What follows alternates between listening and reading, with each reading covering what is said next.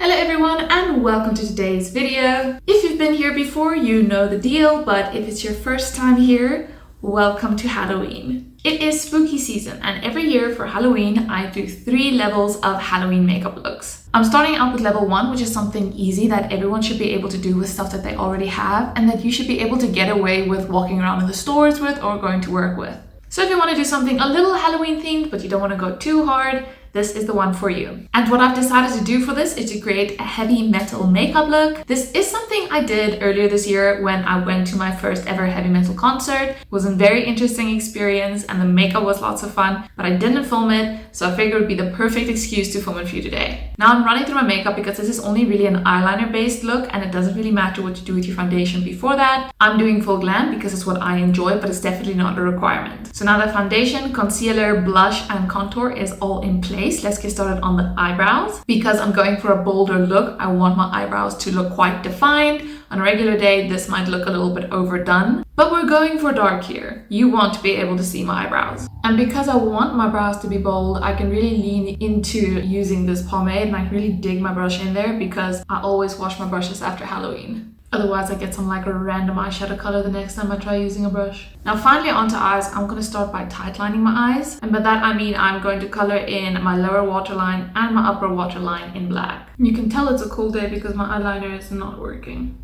And the reason I'm starting with the eyeliner is I am going to work it out of my lower lash line. And by that I mean I'm going to color right on the edge of my waterline with a pencil as well. And then I'm going to go in with some eyeshadow to smudge that out. I took a bunch of my old palettes and deep panned all of them. I ripped them out and put them in like this. So now I can dig into them, mess them up for Halloween and I don't even have to feel bad about it. So I got a bunch of black on my brush here. And I'm going to go right over where I just applied all that eyeliner. If the eyeliner didn't come out dark enough in your waterline, you can also go in and put some eyeshadow in your waterline. It doesn't hurt if you get some powder in your eye, but obviously try not to do that. Look at the difference that it makes if you go in on the waterline with some powder. I do recommend still going in with the eyeliner first and not just going straight with the powder because then the powder sticks to the eyeliner. Otherwise, it kind of slips on your waterline and doesn't really stick. Now I'm picking up a clean brush and I'm going to squish it flat and I'm going to buff out to that edge. Get it nice and smoky. I start by squishing the brush so that I keep the pigment concentrated, and once it's been rubbed in a little bit, I then stop squishing the brush and then just blend back and forth. Now I'm going to take a neutral color and that same fluffy brush and just put that color all over my lid to set it. I want to keep the lid mostly clear because the look is going to be more out here, so I don't want it to look like there's too much going on. And I also find it helps to just break the color of the concealer because I put concealer on my lid as well and it looks unfinished if the eyelid and under the eye is still the same color in my opinion. So just going over it with a neutral color to give it a slight different tone makes it look a little bit more rounded. And then I'm going to pick up a touch of a darker brown and I'm going to work it right into my crease. Dust off my brush and blend that in because you're probably going to be in a dark venue with this, so I want to accentuate the shadow that's already there. I'm essentially just contouring my eye shape. Now onto the scary part, the liquid eyeliner. The first thing I'm going to do is I'm just going to draw a massive wing. My problem is my brows do come down fairly low on the side, so like I feel like if I draw it up too much, it's too close, and if I draw it straight, it looks too flat. So I'm probably going to just take it to the tips there, but if you want to and you're committed, you can take the wing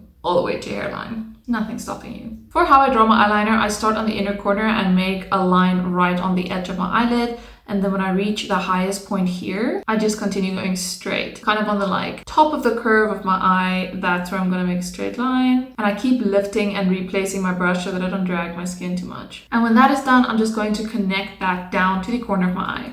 And now look at that, a nice and sharp eyeliner wing. What did help is I went to one point and connected it to the bottom and then extended it straight a little bit. That helped keep it skinny. And then I just smoothed out the little bit of a corner that happened at the bottom there. Now excuse me while I do the same thing on the other side. Sisters, not twins. But that's fine. It's fine. This is a good time for me to highlight because I'm going to draw the chains and I want them to sit on top of the highlighter, not under it. So I'm getting something nice and sparkly and I'm hitting all the typical places. So instead of trying to draw little chains and struggling with my eyeliner, I rolled up a tiny piece of paper and I'm going to put eyeliner on the tip of this and use it as a stamp. That way it's uniform, easy, and I don't have to struggle with drawing little circles with a little flimsy tip. But first, to add a little bit of sparkle, I'm going to use this sparkly eyeliner and I'm going to draw lines wherever I want the chains to go. That way I have a line to follow and it'll give the illusion of the chains being a little bit sparkly. You can use anything else. You can can use a thin brush and some highlighter, whatever works for you. This is also entirely optional. So the places I've decided to add chains are in the inner corners of my eyes to make them look big, and then hanging off of my wings on either side. On the one side I just have a loop and a hang, on the other side a loop and a longer hang, and a second one just so the two sides look a little bit different. Now it's time to take my piece of paper, put a bunch of eyeliner on it,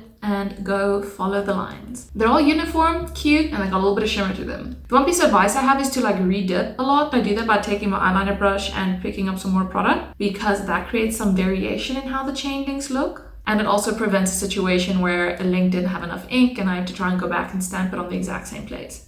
And that's it. That was the hard part. The chains are done. You can choose to go in now and add little things dangling from the chains. I don't know if I want to do that. I think I want to keep it simple today. So all that is left now is to do a nice vampy lip and to get my lashes on. And that's really all there is to it. It's really simple, but really cute. It's a little bit different, but it's not too heavy into any specific element. I mean, I guess it is a little bit grunge, but as far as Halloween things go, I would say this is pretty neutral.